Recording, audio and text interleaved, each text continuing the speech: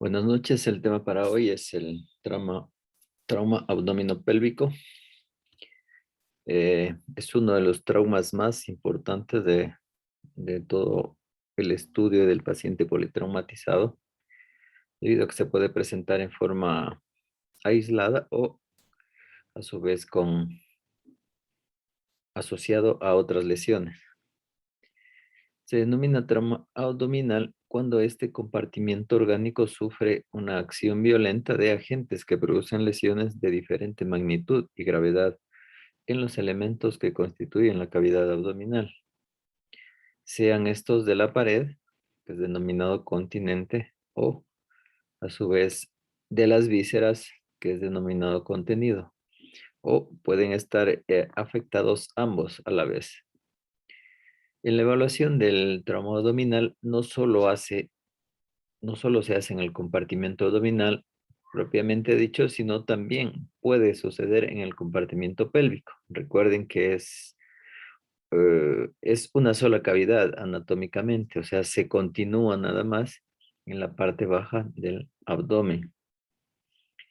Tenemos dentro de las principales causas la alta incidencia del trauma abdominal está favorecida por los accidentes de tránsito, los accidentes en avión, las guerras, la delincuencia en grandes ciudades y está exacerbada sobre todo por el alcohol y el uso de drogas. También los deportes en sus diferentes modalidades son una causa menos frecuente. La mecanización del agro y de las industrias también dan una baja frecuencia en este tipo de traumas. El abdomen puede ser traumatizado en forma específica o puede ser traumatizado en forma concomitante con otros compartimentos, como por ejemplo el cráneo, el tórax, el aparato locomotor. Es decir, puede ser parte de un politraumatismo. En estos casos se tendrán que establecer las prioridades para su manejo adecuado. En cuanto a los mecanismos, puede ser de forma directa cuando el agente traumatizante impacta al abdomen, como por ejemplo un golpe contuso, un puntapié, el asta de un toro, un arma de fuego, un arma blanca, entre otros. El mecanismo indirecto es en la forma de contragolpe o sacudimiento por caídas de altura o la hiperpresión intraabdominal. Eh, en cuanto a los tipos de trauma abdominal, esos pueden ser traumatismo cerrado o no penetrante o traumatismo abierto o penetrante. En cuanto al trauma cerrado, pues es denominado contusión, se caracteriza por no presentar solución de continuidad en la pared abdominal, es decir, esta está intacta. El agente que lo produce es de superficie roma o plana, tipo, puede ser un puño, por ejemplo, o cualquier objeto contuso. Traumatismo abierto o penetrante denominado herida, es decir, es cuando existe una solución de continuidad en la pared abdominal, producida por elementos cortantes o transfixiantes, como las heridas por arma blanca, heridas por arma de fuego, etc. Las heridas pueden comprometer solo a la pared abdominal, como también a las vísceras intraabdominales, o a su vez ambos, como ya manifestamos anteriormente, teniendo como límite el peritoneo parietal, que es lo que delimita la cavidad abdominal como tal. En base a este elemento se puede tomar como ejemplo la clasificación de las heridas de Kenu, que es muy práctica. En las heridas no penetrantes las clasifica como simples o viscerales y en las heridas penetrantes como simples y viscerales. Y a su vez las viscerales univiscerales y multiviscerales, ¿sí? Es la clasificación de que no. Es muy importante eh, en cuanto a concepto y diagnóstico que se requiere la penetración de la herida del peritoneo parietal, ¿sí? En el caso del abdomen, en el caso del tórax sería la pleura parietal, Sí, en el caso del cráneo serían las meninges. Entonces, solamente cuando atraviesa ya esta última capa, pues se convierte en un trauma penetrante, ¿sí? A ver, Ariana.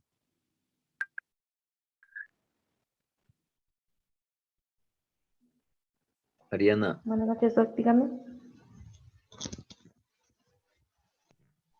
ya. Hola. Entonces, un trauma a nivel del abdomen, digamos en el epigastrio, Ujú. eh, hay una herida grande que compromete la piel, tejido celular subcutáneo, músculo y aponeurosis. ¿Usted qué diagnóstico le da a esta herida, a esta lesión, a este trauma? ¿Un trauma abierto o penetrante? Porque ella atraviesa todo. No, pues no dije el peritoneo, solo hasta la aponeurosis. Ah, Ya, por eso digo, cuando atraviesa ahí el peritoneo visceral, perdón, parietal, ya se convierte en trauma penetrante. Pero si solo llega hasta la aponeurosis, sería solamente una herida en el abdomen, ¿sí? Nada más. mm, Igualmente sería en el tórax, ¿sí? Si solo llega hasta la aponeurosis, sería una herida en el tórax, nada más, ¿sí? Entonces ahí sí. Pero si nosotros exploramos esta herida con una sonda o con el dedo y pasa, llegamos, entramos a cavidad, ahí sí se considera ya el diagnóstico de trauma penetrante de abdomen, ¿sí? Entonces hay que tener en cuenta. Las heridas no penetrantes son las que no transponen el peritoneo parietal, por tanto no llegan a la cavidad abdominal. Las heridas penetrantes son las que comprometen toda la cavidad. Frente al trauma abdominal hay que considerar el estado de la pared o de las vísceras en el momento del trauma. La pared contraída puede ser un mecanismo protector que evita las lesiones graves. La pared relajada puede favorecerlas. Las vísceras sólidas con estado de pletora sanguínea o biliar pueden facilitarse lesiones más serias en las que no tienen éstasis. Las vísceras huecas en estado de llenura pueden llegar a estallar inclusive. En cambio, las vísceras que están vacías no sufren muchas lesiones. De igual manera, pues hay que tomar en cuenta el estado mórbido previo de las vísceras o su normalidad. Las vísceras sólidas, tumorales, parasitadas o infectadas son mucho más lábiles ante un traumatismo, así como las vísceras huecas excesivamente enfermas. Para terminar, vamos a dar ligeramente la fisiopatogenia de lo que es el trauma abdominal. Eh, en esta se producen lesiones en alguna magnitud y gravedad en los elementos de la pared abdominal con o sin participación del contenido. Es decir, estamos hablando de las vísceras sólidas o huecas. El mesenterio o conductos vasculares, biliopancráticos o urinarios. En la pared puede objetivizarse lesiones de poca gravedad como son equimosis, seromas, hematomas, roturas de aponeurosis de músculos que pueden complicarse secundariamente con infecciones dando lugar a celulitis. Cuando estos cuadros requieren generalmente acciones quirúrgicas para evacuar, drenar o reparar. ¿Sí? Pero esto, recuerden, es solo de la pared abdominal. Si ya pasa más allá a la cavidad, se pueden producir lesiones de diferente tipo en las vísceras o en los conductos. En las vísceras sólidas son las que más fácilmente se lesionan por la friabilidad de sus parénquimas y el volumen que tienen. Cada víscera tiene un comportamiento diferente cuando se lesiona, ¿sí? Entonces aquí vamos a dar paso a Abigail para que continúe con el tema. el día de hoy vamos a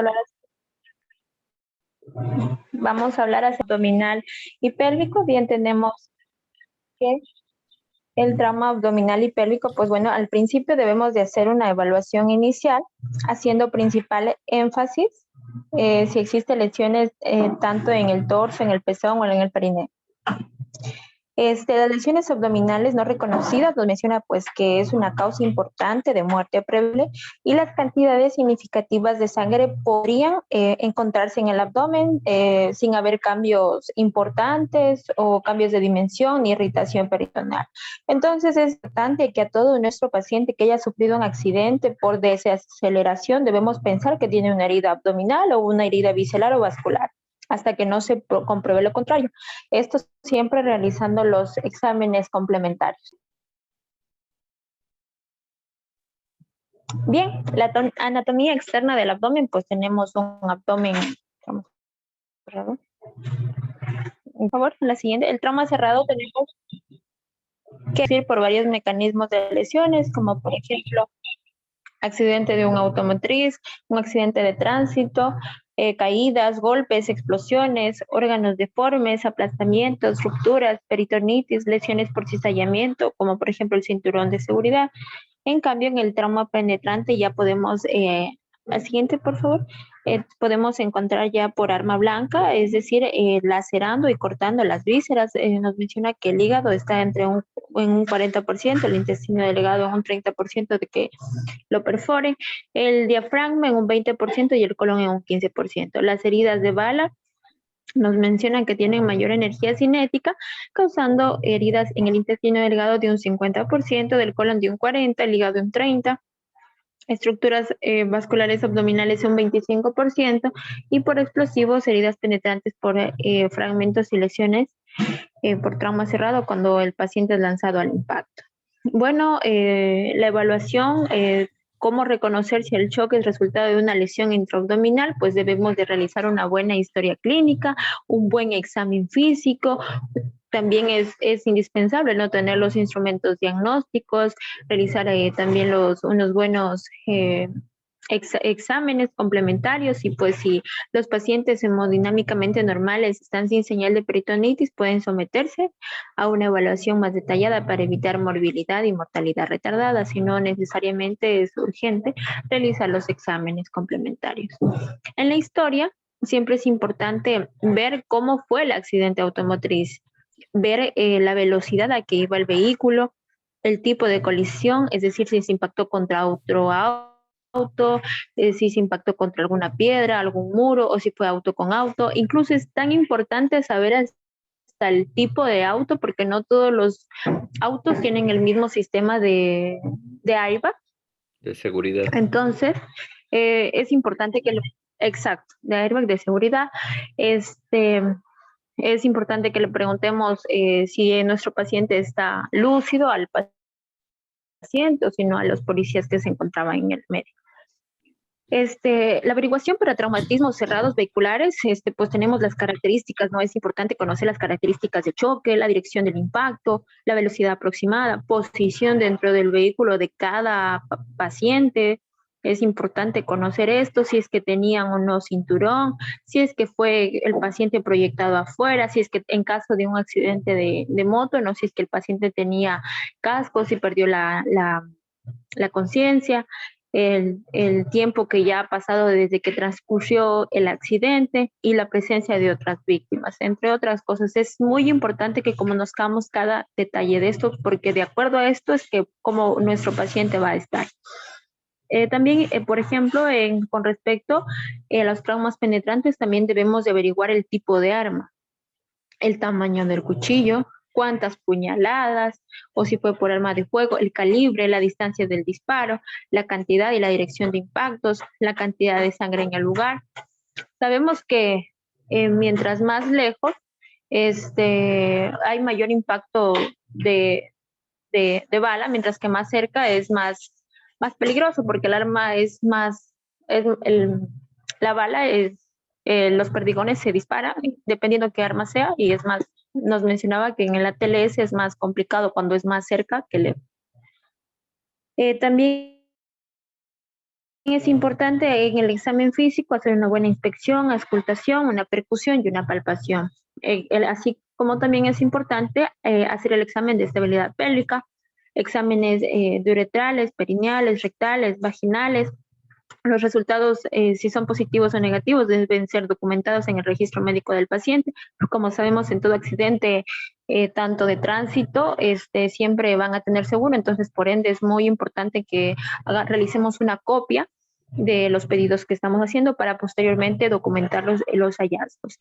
Con respecto a la inspección, tenemos que identificar si hay abrasiones, contusiones por dispositivos de seguridad, laceraciones o lesiones penetrantes. Si se observa un objeto, incluso como podemos ver en la imagen, es decir, un cuchillo o un palo, es de suma importancia que lo dejemos ahí, no debemos de moverlo y si es posible debemos de colocar cintas o vendas con la posibilidad de permitir que haya más estabilidad y no se mueva o se salga del área. Porque muchas de las veces puede estar sometido en una arteria, una vena importante, y al momento que nosotros lo sacamos, vamos a provocar una hemorragia, la cual nuestro paciente puede morir por eso. También es importante la auscultación para determinar los fluidos hidroaéreos, si hay un hilo por presencia de contenido gastrointestinal, si hay sangre intraperitoneal, pero sin embargo, este hallazgo no es específico de una lesión extraperitoneal, pues puede provocar un hilo. Es útil cuando al principio son normales y luego cambian con el transcurso del tiempo. La percusión o la palpación también podemos ver el signo de irritación peritoneal cuando hay percusión, o es decir, cuando el paciente tiene una defensa muscular involuntaria, es un signo confiable de irritación peritoneal cuando hacemos la palpación. Y el útero gravídico, en el embarazo es muy importante la palpación. Por ejemplo, podemos sentir, ¿no?, el fondo de útero, o si es que hay movimientos fetales, o si es que el útero se encuentra duro. Por lo general, cuando una paciente embarazada tiene un accidente, lo que hace es ponerse el útero duro. Entonces es muy importante que toquemos, hagamos la palpación. La evaluación de la estabilidad pélvica. También debemos hacer una compresión manual en la espina ilíaca anterosuperior y preguntarle a nuestro paciente si tiene dolor o si hay movilidad. Si hay una movilidad exagerada, se sugiere una fractura, por ende se debe realizar una ARX. La clasificación tenemos de TILE O, son fracturas de pelvis de tipo A, B y C. Tenemos la A, que son parcelares que respetan el arco posterior, que son estables, y fracturas tipo B es en la siguiente imagen. Tenemos rupturas incompletas de arco posterior. La siguiente imagen. Estas son fracturas parcialmente estables, y las fracturas de pelvis tipo C son rupturas completas del arco posterior, que estas son inestables. También debemos de hacer una valoración, en la siguiente, por favor. También debemos de hacer una valoración uretral, perineal y rectal, porque es necesario ver la presencia de sangre en meato uretral. Si hay una lesión uretral, está totalmente prohibido colocar sonda vesical, debido a que podemos agravarnos si es que hay una ruptura de la vejiga o del meato. Si vemos que está sangrando, está totalmente prohibido colocar sonda vesical. Se debe hacer una inspección, una correcta y minuciosa inspección de escroto, perineo, si hay hematomas. Entonces, sabemos que aquí hay una lesión, prohibido colocar sonda. Un buen examen vaginal o de glúteos, ver si es que hay hematomas, y anexos al examen físico también, una vez que la respiración y la circulación están diagnosticados y tratados, o vemos que no hay ninguna lesión en vejiga, en región perineal, podemos colocar catéteres urinarios. En este caso, el tubo gástrico también va a aliviar una dilatación gástrica aguda, lo que nos va a ayudar es a descomprimir el estómago antes del lavado diagnóstico peritoneal. Para retirar el contenido gástrico podemos realizar una aspiración. El catéter urinario, siguiente, tenemos que ese también va a ser de gran ayuda. Puede ser de ayuda también, como puede ser de riesgo. Va a ser de gran ayuda cuando hacemos todo nuestro examen físico y vemos que podemos colocar el catéter urinario. Lo que va a hacer es aliviar la retención de orina, descomprimir la vejiga. Así podemos también tener un monitoreo adecuado del gasto urinario, es decir, la excreta de cuánto está orinando, o si es que hay sangre en la orina. Está, como les había dicho, contraindicado totalmente cuando hay sangre en el meato urinario, si hay hematomas escrotales, perineales, o el deseo o imposibilidad de orinar por parte del paciente, o una próstata alta y móvil o reemplazada por hematoma. Ante toda sospecha debemos realizar una uretrocistografía retrógrada previa a todo intento de cateterismo, que es muy importante. El ultrasonido enfocado al trauma también es uno de los estudios más rápidos, confiables y buenos que lo tenemos en todos los hospitales a mano, lo cual nos sirve para detectar la presencia de un hemoperitoneo. Este es un medio pues no invasivo, es barato, además tiene la ventaja que se realiza inclusive en una sala de reanimación y es un método eficaz. El lavado peritoneal diagnóstico, este se va a realizar cuando el paciente presenta cambios de estados de conciencia o tiene una lesión cerebral o una intoxicación alcohólica por uso de drogas ilícitas, cambio de sensibilidad o una lesión en la médula espinal, cuando hay un examen físico dudoso o cuando tenemos el signo de cinturón de seguridad, es decir, cuando tenemos hematoma en toda la parte, en la región que dibuja en todo su tórax la forma del cinturón de seguridad. Está tiene contraindicación absoluta en celiotomía, contraindicación relativa con operaciones abdominales o una obesidad mórbida. También tenemos la tomografía axial, pásale, ya dije todo eso, la tomografía axial computarizada, ¿para qué? Con el fin de administración por medio de la administración de contraste endovenoso, el paciente debe, pues, lo vamos a trasladar al tomógrafo y esos deben estar hemodinámicamente normales, ¿no? Porque para realizar imágenes para buscar lesiones retroperitoneales o de órganos o algo que nos esté llamando esto, siempre y cuando en el hospital que tengamos contemos con este medio. Y nuestro medio pues no lo tenemos, por ende es que referimos. Ya también tenemos los estudios contrastados, que tampoco tenemos en nuestro hospital, pero también es de gran importancia para hacer una uretrografía, una cistografía, una pilografía intravenosa, estudios contrastados gastrointestinales con la finalidad ¿de qué? De ver que no es que la vejiga de nuestro paciente no es con una lesión y el líquido que vamos a poner se esparza por toda la cavidad peritoneal y podamos provocar una peritonitis o algo más complicado. Ya, la evaluación del trauma cerrado, vamos a hacer la evaluación, bueno, podemos hacer una comparación de ventajas y desventajas. Por ejemplo, si vamos a hacer un lavado peritoneal diagnóstico, tenemos un diagnóstico temprano, rápido, un 98% de sensibilidad, detecta lesiones del intestino. Desventajas, pues que es el lavado peritoneal diagnóstico es invasivo, de baja especificidad, no detecta lesiones de diafragma ni retroperitón. El ECOFAS, las ventajas es que nos da un diagnóstico temprano, no es invasivo, es rápido, es repetible, no causa radiación a nuestro paciente. Las desventajas son distorsión por gases, es muy operador dependiente, va a depender mucho del médico que le realice, no detecta lesiones de diafragma, intestino, páncreas y órganos sólidos, pero sí podemos hacer en las 4 cavidades. Douglas Morrison y correderas peritocólicas. La tomografía Excel computarizada, las ventajas son más específicas para lesiones, tiene una sensibilidad de entre un 92 y un 98%. Las desventajas es que es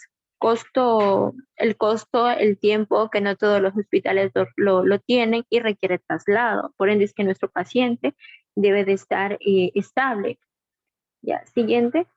Tenemos que en las lesiones penetrantes hay indicaciones para la parotomía en pacientes con lesiones penetrantes del abdomen que incluyen cualquier paciente con alteración hemodinámicos, heridos por arma de fuego, signos de irritación peritoneal, signos de penetración peritoneal, si se usa anestesia local y se sigue el trayecto de la herida.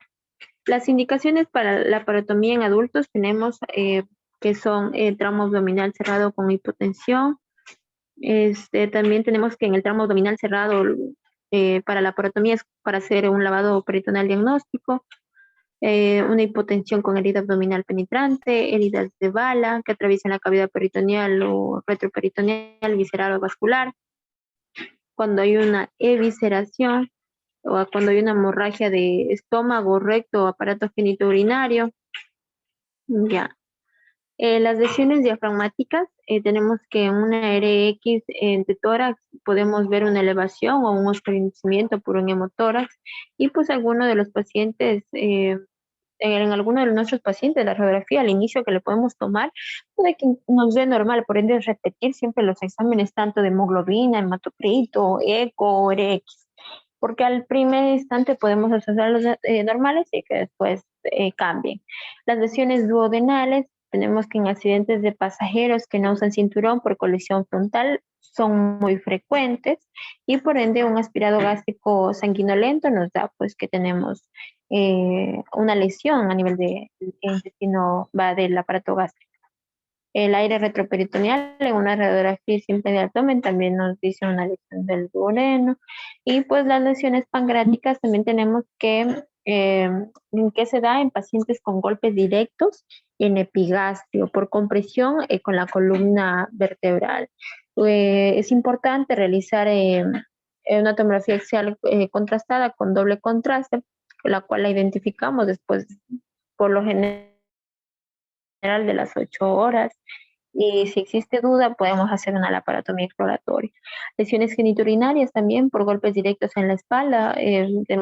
Podemos realizar una tomografía axial computarizada o una pielografía endovenosa.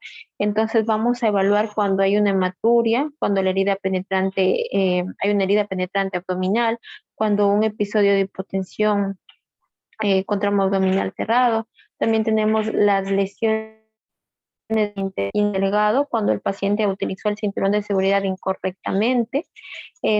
Ocurre desgarro de puntos de fijación cuando hay una equimosis lineal, es decir, la huella del cinturón de seguridad. Aquí en este caso debemos realizar un ECOFAS, debemos realizarlo inmediatamente. También si las mejores opciones son la peritoneal diagnóstico. Cuando hay una lesión de órganos sólidos, debemos realizar una laparotomía urgente. También tenemos así el shock hemorrágico en fracturas pélvicas, lo cual es una fuente de gran pérdida de sangre, porque, bueno, cuando tenemos una fractura de superficies óseas, lesiones de los plexos venosos pélvicos, lesiones de las arterias pélvicas o fuentes fuera de la pelvis. Entonces, lo que nosotros vamos a hacer o la acción que se debe seguir deben ser tratadas quirúrgicamente. El mecanismo de lesión que puede darse por una fractura pélvica, pues puede ser una compresión o anteroposterior, una lateral, una vertical o un complejo combinado. Y de acuerdo a eso, a cada lesión, pues vamos a ver los patrones de lesión. Tenemos así las fracturas pélvicas, las compresiones anteroposterior, nos va a dar un libro abierto que se da entre el 15 y el 20% de la fractura. Las compresiones laterales se les va a hacer una fractura cerrada entre el 60 y el 70% de la frecuencia y el cizallamiento que se da entre el 5 al 15% de frecuencia. Tenemos que la compresión anteroposterior lo que nos puede causar es una hemorragia del plexo venoso, ocasionalmente ruptura de la sínfisis pubiana y desgarro del ligamento posterior.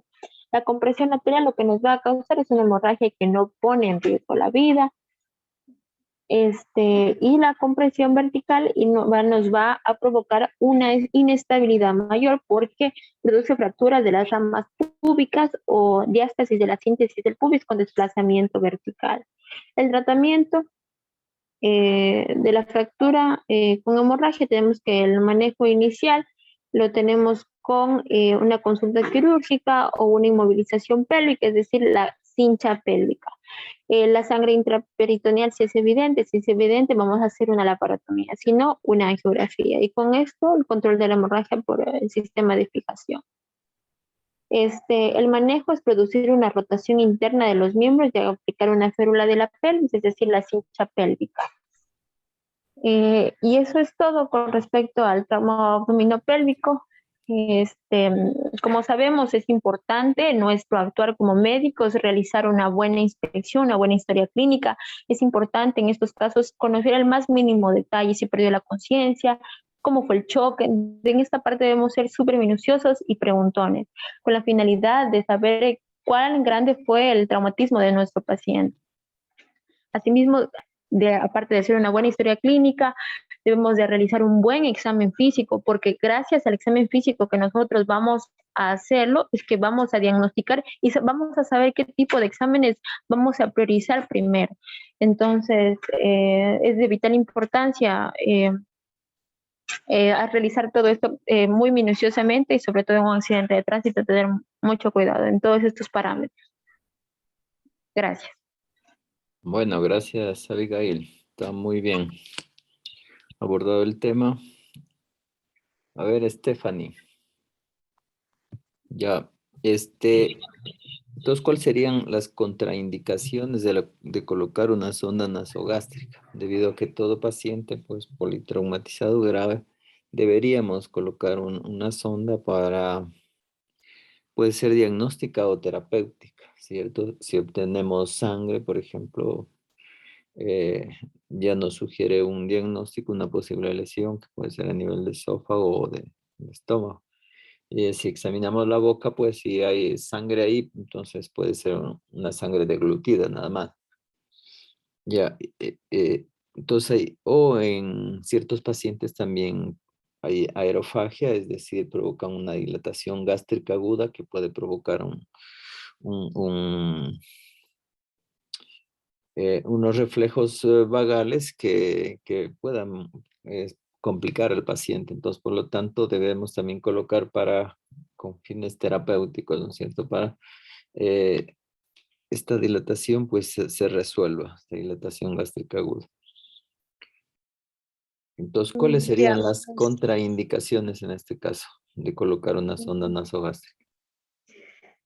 la principal sería que haya signos evidentes de una fractura de base de cráneo Ya, para la colocación, por ejemplo, que haya lo que son signos de los ojos mapaches y no de Bardet, salida de líquido cefalorraquídeo que podamos ver, entonces en esos casos no sería recomendado lo que es la colocación de una sonda nasogástrica.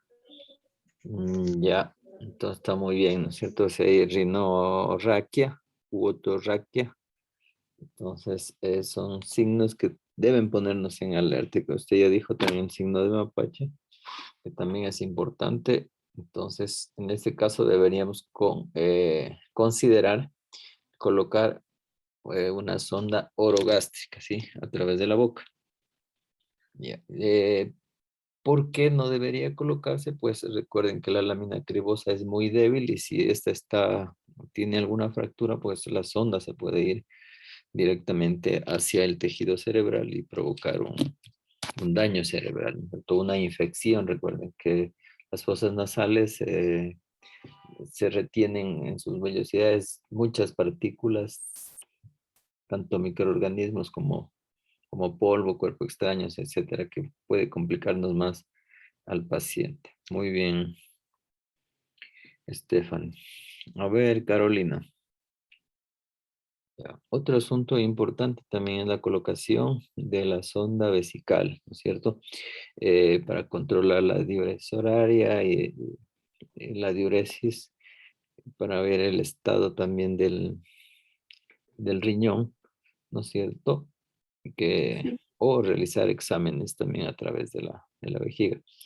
Ya, incluso a través de esta vejiga podemos medir la presión intraabdominal, que es frecuente en los pacientes con trauma abdominal cerrado grave o abierto o después de una cirugía, ¿sí? Entonces, ¿cuáles serían las contraindicaciones de colocar una sonda vesical?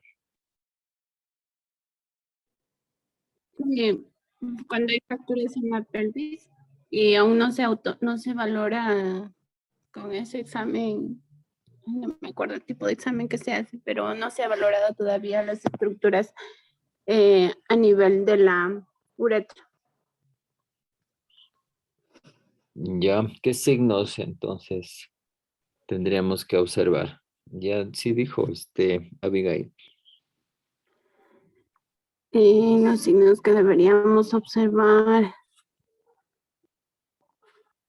por ejemplo, que el paciente no haya podido orinar. No recuerdo cuáles son específicamente las indicaciones, los Bueno, signos es para una posible fractura de pelvis, ¿sí? Entonces, cuando ya hay una hematómato. fractura de pelvis, ¿qué debemos hacer? observar a ver si no hay un hematoma en labios mayores o en el escroto, si observamos salida por la uretra de sangre, ¿sí?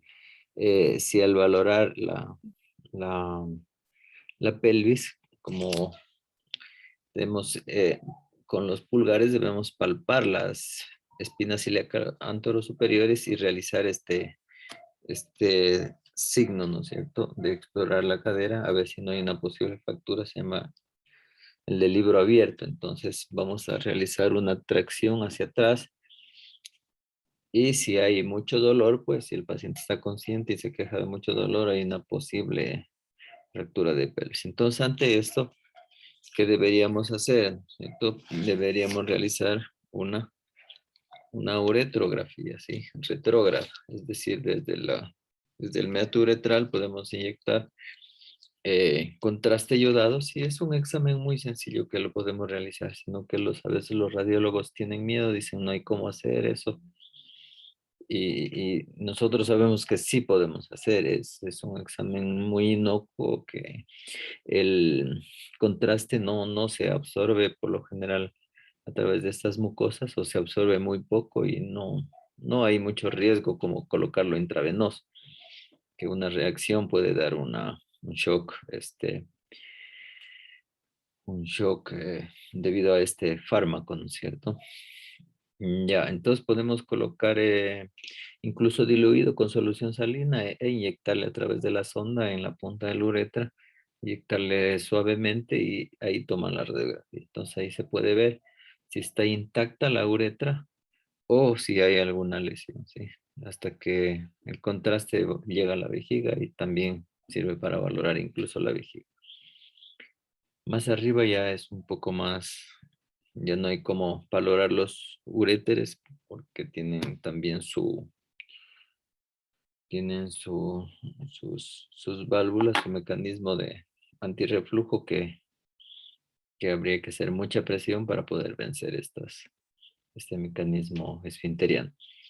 Ya, entonces de esa manera, si no hay ninguna pérdida de la continuidad a nivel de la uretra, pues se puede realizar se puede colocar ya la sonda vesical. Por lo general debe ser una sonda Foley, ¿sí? Permanente para estar monitorizando en la bolsita recolectora de orina. Ya, otra cosa importante, bueno, esa pregunta es para todos. ¿Cuándo estaría indicado realizar un tacto rectal? De cuando sospechamos una ruptura, una laceración del intestino bajo o cuando hay sangrado, a ver si es que hay alguna lesión o para asegurarnos, a lo mejor fue que por la presión que hizo fue por unas hemorroides, entonces para asegurarnos por qué es el sangrado o para ver también, analizar próstata en los hombres, a ver si está elevada. Ya, bueno, como usted lo dijo, siempre hay que hacer la evaluación rectal, ¿sí? Es decir, el tacto rectal. En todo paciente deberíamos realizar el tacto rectal en estos casos de trauma, ¿sí? Claro, siempre pidiendo también el consentimiento al paciente, ¿sí? Si está consciente, si está inconsciente, a los familiares, porque podemos meter en problemas, ¿sí? Recuerden que ahora también hay que cuidarse en ese sentido. Y hacer estas valoraciones en presencia de otra persona más de salud, ¿sí? Puede ser una enfermera, un auxiliar, otro colega, en presencia del residente, del interno, de lo que sea, ¿sí? Entonces, para evitar alguna demanda. Ya, pero siempre hay que realizarlo. Está, como un colega decía, está contraindicado realizar el examen rectal solamente si el paciente no tiene ano o si el cirujano no tiene dedos, ¿sí? Esa sería la única contraindicación para no realizar el tacto rectal. Entonces eso hay que también entender. Ya, Oiga, entonces, Doc, pero por ejemplo, diga. el paciente, ese paciente de la moto, el joven de 18 años, también le hicieron tacto rectal. Ya, Al, Dylan creo que se llamaba, porque también, por ejemplo, tenía fractura de pelvis. A él también le hicieron tacto. Claro, sí se puede realizar. Entonces, en el tacto rectal se puede valorar el tono del esfínter. ¿Sí? En caso que haya pérdida de tono, puede deberse a alguna lesión en la médula espinal también. Presencia de sangre, ¿sí? Presencia de heces o presencia incluso de algún líquido intestinal, presencia de pus, o, que es lo más frecuente. En caso de fractura de coxis, se puede reducir a través del tracto rectal esta fractura también. ¿Sí? Claro, de acuerdo a cómo tolere el dolor, porque también es un poco molestoso el reducir esta fractura. ¿Sí? De ahí siempre debería hacerse y a veces omitimos esto cuando el paciente no lo permite. ¿Sí? Otra pregunta para todos. ¿El lavado peritoneal diagnóstico cuándo deberíamos realizarlo? Peritoneal diagnóstico. Ya. Bueno, las indicaciones, pues ahí serían, como ya mencionó la compañera, los politraumatizados, en los que se sospeche principalmente una lesión intraabdominal. También en los traumas torácicos en las últimas costillas, porque decía que podía identificar lo que son lesiones diafragmáticas. Y eso se me ocurre. Para saber si hay Ya. sangre en la cavidad peritoneal. Ya, muy bien, sí, justamente, digamos, si no tenemos un EcoFast en la noche, no tenemos tomografía, tranquilamente podemos hacer un lavado peritoneal diagnóstico, si el paciente comienza a ponerse taquicárdico, hipotenso, sí, podemos realizar esta prueba. Es muy sencilla, se la puede realizar ahí en el área de emergencia con anestesia local.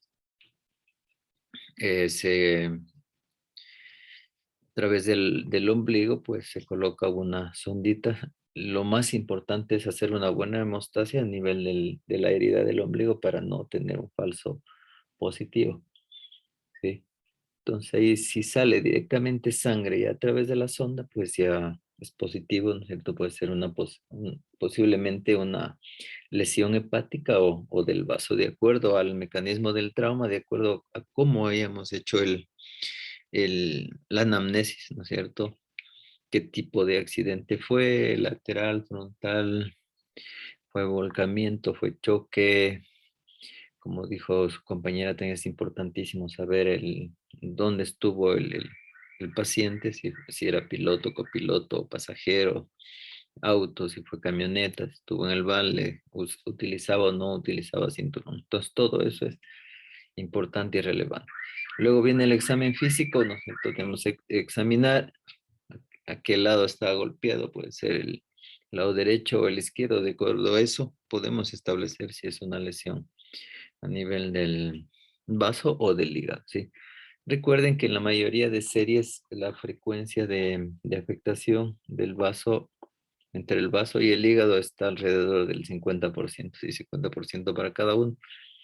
Hay unas series le dan al hígado, que es más frecuente, en otras al vaso, pero va con 3 a 4 puntos superior, que no es estadísticamente, eh, no habría mucha diferencia, ¿sí? Ya. ¿Alguna pregunta? Bueno, muy bien. Entonces, lo que es importante, pues, en los exámenes complementarios también que es una radiografía, ¿sí? Radiografía simple de abdomen en 2 posiciones. Algo que también es importante realizarla, una RX estándar de tórax para ver si hay o no hay aire subdiafragmático, ¿sí? Para valorar una posible ruptura de víscera hueca, ¿sí? Si en caso el paciente no se puede sentar o no puede estar de pie, se debería tomar una radiografía simple de abdomen, pero en decúbito lateral, ¿sí? Con rayo horizontal, así debemos realizar el pedido, si vemos que el paciente no se puede sentar ni parar, ¿sí? Entonces una X simple de abdomen lateral, derecha por lo general, con rayo horizontal. Así debe ir el pedido. Entonces de esta manera el aire subdiafragmático ya se va a localizar en la pared de la corredera. ¿Sí? Ya no vamos a tratar de ver el aire subdiafragmático, sino el aire en la pared de la corredera parietocólica izquierda sería del otro lado. ¿Sí? Eso nomás faltaba. Entonces hasta ahí quedaríamos y mañana al que le toque.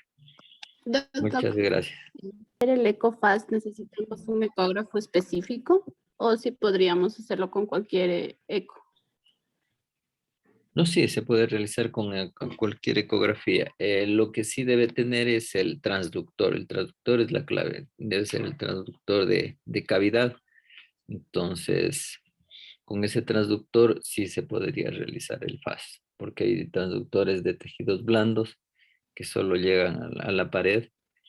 Con ese no se podría realizar. Entonces, Ah, ya. tenemos nosotros el ecógrafo en emergencia, en donde sí lo sabemos utilizar algunos.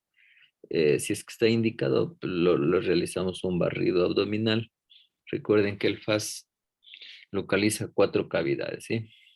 3 abdominales y una torácica, ¿sí? En el tórax evalúa la cavidad pericárdica, en el abdomen el espacio de Morrison, que queda entre el riñón derecho y el hígado, las 2 correderas parietocólicas y el espacio de Douglas, ¿sí? Entonces es lo que hace el FAS. Hay un FAS ampliado donde valora también las bases pulmonares, los pulmones y los órganos sólidos, como es el hígado y el vaso, ¿sí? O FAS E extendido, ¿sí? Entonces eso también hay que tomar en cuenta que ya está en la nomenclatura también eso. Bueno, gracias y hasta Listo, mañana. doc.